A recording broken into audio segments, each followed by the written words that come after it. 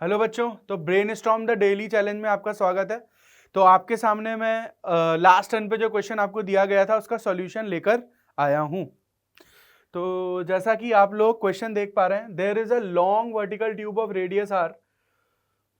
एक long vertical tube है जिसका रेडियस आर है, containing air at atmospheric pressure. तो इसमें एयर दे रखी है जो कि एटमॉस्फेरिक प्रेशर पर है। Steel ball is held at the mouth of the tube and drop. तो स्टील बॉल को हमने यहाँ पर इसके माउथ पर हेल्ड कर रखा है और इसको गिरा रहे हैं, मतलब इसको छोड़ रहे हैं। The ball has radius R and just fits inside the tube. The ball का रेडियस यहाँ पे आ रहा है और वो ट्यूब के अंदर फिट करती है। The tube wall is perfectly smooth and no air can leak from the tube as the ball falls inside. तो यहां से कुछ एयर लीक नहीं कर सकती है, ऐसा बोला जा रहा है। The tube wall is perfectly smooth, smooth wall हमने देख ली। The ball falls through the half the length of the tube before coming to rest. मतलब बॉल रेस्ट पर आने से पहले half of the length cover यहां पर कर रही है ना। बॉल रेस्ट पर आने से पहले half of the length cover कर रही है। एक और बात हमें दे रखी है, assume that wall of the tube is perfectly conducting. मतलब ये जो वॉल्स हैं ये कंडक्टिंग है, ये कंडक्टिंग है। And temperature of the air inside the tube remains constant. तो इसने सीधा सा बोल दिया कि ये जो ट्यूब है ये कंडक्टिंग है और टेम्परेचर जो है वो कांस्टेंट रहने वाला है। Density of steel is D. ये बॉल की जो डेंसिटी दे रखी है वो डी दे रखी है। Atmospheric pressure P not they रखा है। ट्यूब की लेंथ इसके रेडियस से बहुत ज्यादा है। Take air to be an ideal gas. Air को हमें आइडियल गैस लेना है। कुछ ऑप्शन हमारे सामने दिए हुए हैं, हमें radius of the tube find करना है और the depth from the top of the tube at which the ball will be in equilibrium. तो कितनी डेप्थ पर ये बॉल इक्विलिब्रियम में होगी ये भी हमें फाइंड करना है। ठीक है, तो इसके सवाल के सॉल्यूशन में हम कैसे बढ़ते हैं ये हम सोचते हैं। भाई सबसे पहले तो हमें ये दे रखा है कि ये जो ट्यूब है ये कंडक्टिंग है। ट्यूब अगर कंडक्टिंग है इसका मतलब क्या हो गया कि जो टेम्परेचर रहेगा यहाँ पर गैस का वो क्या रहेगा, कांस्टेंट रहेगा। अगर टेम्परेचर कांस्टेंट रहेगा तो हम क्या बोल सकते हैं कि हम पीवी को कांस्टेंट कर सकते हैं। भाई टेम्परेचर कांस्टेंट रहेगा तो पीवी हम कांस्टेंट कर सकते हैं। मतलब इनिशियली जो ट्यूब ये जो बॉल है ये ऊपर है, बाद में ये बॉल नीचे आ जाएगी तो हम P1V1 बराबर P2V2 लिख सकते हैं। तो इससे हमें एक इक्वेशन मिल जाएगा। ठीक है, हमें रेडियस भी यहाँ पर फाइंड करना है। तो रेडियस हम कैसे फाइंड करेंगे, ये हम वर्क एनर्जी थ्योरम से फाइंड कर सकते हैं। वर्क एनर्जी थ्योरम से फाइंड कर सकते हैं। तो वर्क एनर्जी थ्योरम कैसे लगाएंगे, भाई यहाँ पर एक तो ग्रेविटी वर्क कर रही होगी और जो गैस है वो गैस बॉल पर वर्क कर रही होगी। और क्योंकि इसकी इनिशियल वेलोसिटी जीरो है, जब वो half of the length cover कर रही है फिर से इसकी वेलोसिटी जीरो हो जा रही है, तो हम चेंज इन काइनेटिक एनर्जी को जीरो लिख सकते हैं। तो इस सवाल के सॉल्यूशन को हम देखते हैं। सबसे पहले तो हम ये बोल सकते हैं कि ये जो हमारी ट्यूब है इसमें बॉल रेस्ट से छोड़ी जा रही है। तो मैं कुछ ऐसा बोल सकता हूं कि ये बॉल इनिशियली यहां थी और ये हमारा सिलेंडर था या ट्यूब थी। फिर बॉल हमारी कुछ एक्स लेंथ कवर कर लेती है। तो मैं ऐसा मान लेता हूं कि बॉल ने हमारी एक्स लेंथ कवर कर ली। तो ये हमारी बॉल ने एक्स लेंथ कवर कर ली। ये टोटल लेंथ हम इनिशियल एल मान लेते हैं। ठीक है, ये वाली लेंथ अब एयर की कितनी हो जाएगी, एल माइनस एक्स। ठीक है, इनिशियली जो ट्यूब की लेंथ थी वो एल है, अब जो लेंथ है वो एल माइनस एक्स है। तो अब जैसा कि हमें बोला जा रहा है कि ये जो वॉल है, ये जो ट्यूब है ये कंडक्टिंग है, तो पीवी क्या रहेगा, कांस्टेंट। तो इनिशियल प्रेशर हमारा गैस का पी नॉट दे रखा है, वॉल्यूम वी नॉट दे रखा है, फाइनल प्रेशर हम पी मान लेते हैं, वॉल्यूम वी मान लेते हैं। तो हम ऐसा लिख सकते हैं पी नॉट वी नॉट बराबर पी इंटू वी। तो फाइनल प्रेशर हम यहाँ पर क्या निकाल सकते हैं, फाइनल प्रेशर हम निकाल सकते हैं पी नॉट, वॉल्यूम को हम लिख सकते हैं एरिया, ये इसका cross section area into length. Final pressure हमारा P हो गया, फाइनल एरिया हमारा A है और अब हमारी लेंथ कितनी बची, L माइनस एक्स। तो गैस का फाइनल प्रेशर कितना आ जाएगा, P not L upon L minus. तो ये गैस का फाइनल प्रेशर हमें यहाँ पर मिल गया है। फाइनल वॉल्यूम भी हम निकाल सकते हैं। आगे हम क्या करते हैं, हमें रेडियस फाइंड करना है। तो यहाँ पर बॉल को हमने रेस्ट से छोड़ा था और फाइनली बॉल फिर से रेस्ट पर आ गई है। तो एक तो इस पे ग्रेविटी वर्क कर रही होगी और इस पे कौन वर्क कर रहा होगा, गैस वर्क कर रही होगी। तो एक तो ग्रेविटी वर्क कर रही है, इस पर एक mg फोर्स लग रहा है, और साथ में ये गैस का जो प्रेशर है ये भी इस पे वर्क कर रहा है। तो ग्रेविटी और ये गैस का प्रेशर इस पे वर्क कर रहा है, ठीक है। तो total work done by gravity and gas should be equal to change in kinetic energy. तो काइनेटिक एनर्जी को हम 0 कर देंगे, ठीक है। तो work done by gas plus work done by gravity, इसको हम क्या लिख सकते हैं, डेल्टा के। काइनेटिक एनर्जी में चेंज क्या होगा, 0, क्योंकि इनिशियली ये रेस्ट पर है, फाइनली बॉल फिर से रेस्ट पर आ गई है। अब हमें ग्रेविटी का वर्क निकालना है। तो इस क्वेश्चन में हमें क्या दे रखा है कि ball half of the length cover कर रही है। तो half of the length cover कर रही है तो मैं ग्रेविटी का वर्क लिख सकता हूं mg इंटू L/2, ठीक है। इसने x की वैल्यू हमें यहाँ पे क्या दे दी है, L/2 दे दी है, L/2 दे दी है। तो x की वैल्यू हम यहाँ पर L/2 रख सकते हैं, मतलब यहाँ पे x की वैल्यू हम L/2 रख देंगे तो हमें फाइनल प्रेशर भी मिल जाएगा, ठीक है। तो हमने ग्रेविटी का वर्क तो निकाल लिया है। अब हमें जरूरत किसकी है, हमें यहाँ पर गैस का वर्क निकालना है, ठीक है। तो यहाँ पर हमें ये समझ में आ रहा है कि जो गैस है वो आइसोथर्मली इसका वॉल्यूम चेंज हो रहा है ना, आइसोथर्मल प्रोसेस है यहाँ पर।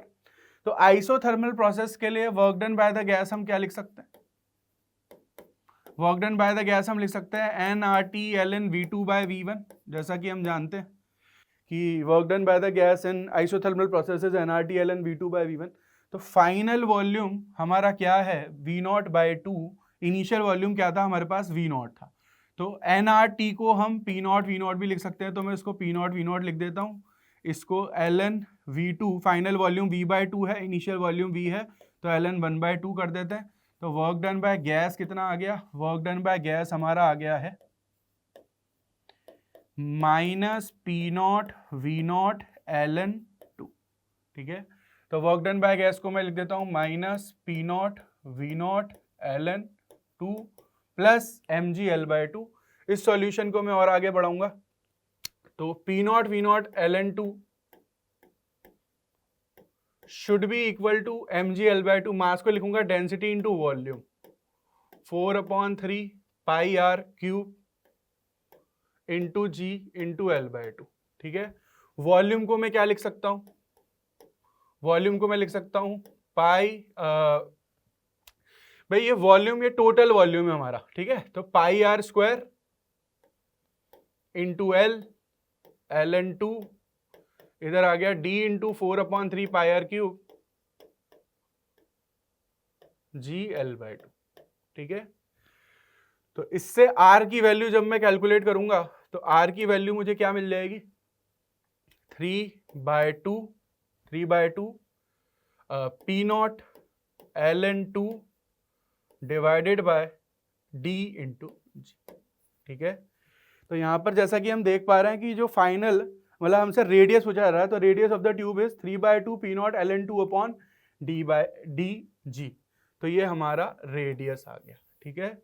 मतलब इस पार्ट को हम कैसे सॉल्व कर सकते हैं, इस पार्ट को सॉल्व करने के लिए हमें वर्क एनर्जी थ्योरम लगानी पड़ेगी। गैस ने वर्क किया, ग्रेविटी ने वर्क किया, गैस का वर्क हमने ले लिया, ग्रेविटी का वर्क हमने ले लिया और रेडियस हमने फाइंड कर लिया है, ठीक है। फाइनल प्रेशर हमसे पूछता, तो फाइनल प्रेशर भी गैस का हम इस प्रकार से निकाल सकते हैं। यहाँ पर एक और अच्छी समझने वाली बात ये कि जो गैस का वर्क हो रहा है वो कैसी प्रोसेस है, ये प्रोसेस एक आइसोथर्मल प्रोसेस है। तो work done by the gas हमें ऐसे निकालना पड़ेगा। तो ये हमने रेडियस कैलकुलेट कर लिया। एक और बात हमसे पूछ रहा है कि जब गेंद इक्विलिब्रियम में आ गई है तब ये कितने डिस्टेंस पर है। तो सेकंड पार्ट को हम सॉल्व करते हैं। जब गेंद इक्विलिब्रियम में आ गई है, ठीक है, तो जब गेंद इक्विलिब्रियम में आ गई है तो मैं मान लेता हूं ऊपर से ये एक्स डिस्टेंस नीचे है। तो गेंद इक्विलिब्रियम में आ गई है मतलब जो गैस का प्रेशर है और ग्रेविटी का जो फोर्स है, मतलब यहां से जो गैसियस प्रेशर, ठीक है, ये इस पे फोर्स लगाएगा और इसका वेट, ठीक है, इसका वेट। तो ये दोनों फोर्स एक दूसरे को क्या कर रहे होंगे, बैलेंस कर रहे होंगे। इस फोर्स को हम क्या लिख सकते हैं, pressure into area, pressure into area.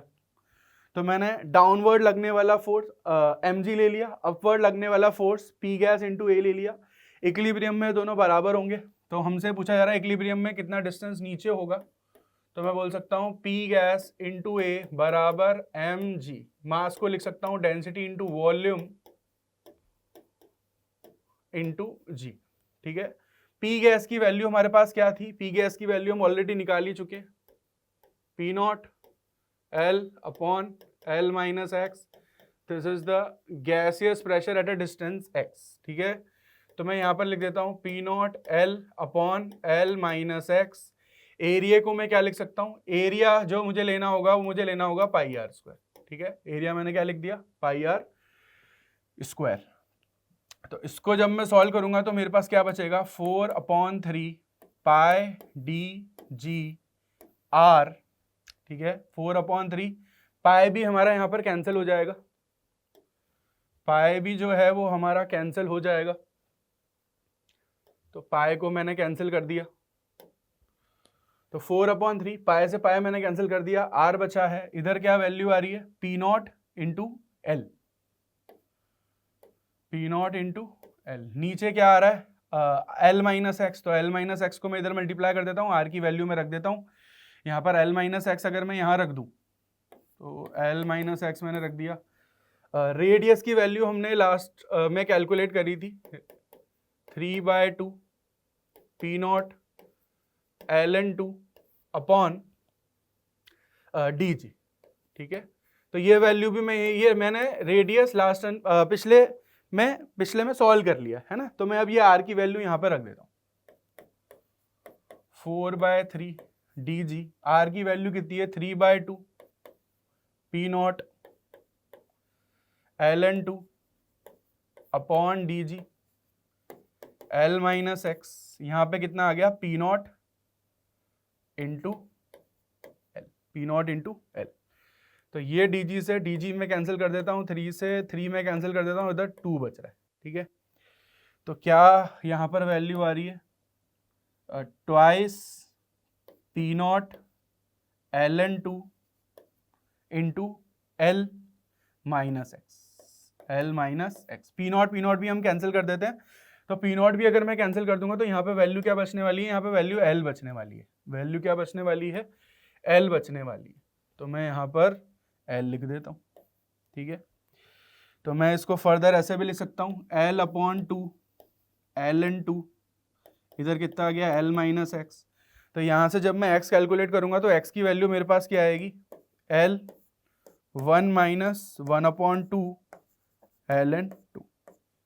ठीक है, तो मतलब जब गेंद इक्विलिब्रियम में आ गई है तो ये टॉप से कितना डिस्टेंस कैलकुलेट, कितना डिस्टेंस नीचे आई है, वो डिस्टेंस हमारा एक्स है। तो यहाँ पर हमें क्या करना है भाई, जो गैस ने फोर्स लगाया और ग्रेविटेशनल फोर्स है उन दोनों को बराबर करना है, तो बराबर करके हमारा ये एक्स का आंसर आ जाएगा।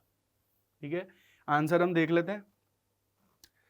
तो यहाँ पर हम देख पा रहे हैं कि जो रेडियस आ गया वो कितना आ गया, 3/2 P naught L N two upon D G, और depth from the top of the tube at which the ball will be in equilibrium is L 1 minus 1/2 L N to.